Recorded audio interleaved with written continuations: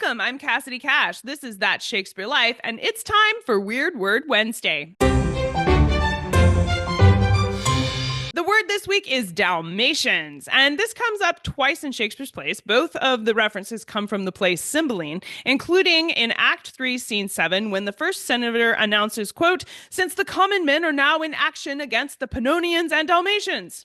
So what are we to think here? That there's like a big dog fight going on and somehow the fire dog is involved? What is this? Well, no. It's not actually talking about the dogs. In this case, Shakespeare is talking about an area of the world known as Dalmatia. Pannonians, for context, is used in this same quote, and it's talking about an area of Hungary.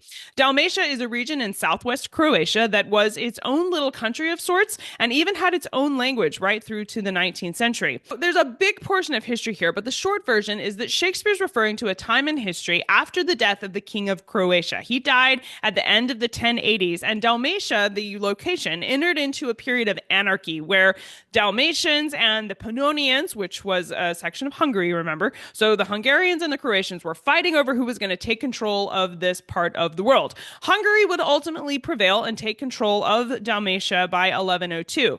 Interestingly, by the 16th century, the time when Shakespeare was actually writing this play down and writing this scene into being, the Ottoman Empire had control over this region of the world, and the coastal cities of Dalmatia were refugees' destinations for Christians who were running away from the persecuting Ottoman Empire. They would go to some of these coastal towns in Dalmatia to get away. Now, I know you're wondering about the Dalmatian fire dog because they're one of my favorite dogs, and we couldn't talk about this without mentioning them. So, yes, this is the region where the Dalmatian, the dog breed, originates. In fact, I was able to find this portrait from 1622, which features the Dalmatian.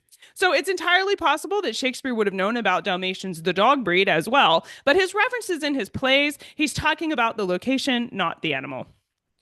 This is another one of those places where there's a great deal of history left to unpack about this reference, but I hope that gets you started and lets you know a little bit more than maybe you did before. That's it for this week. Thank you for watching. I'll see you next time. Bye-bye.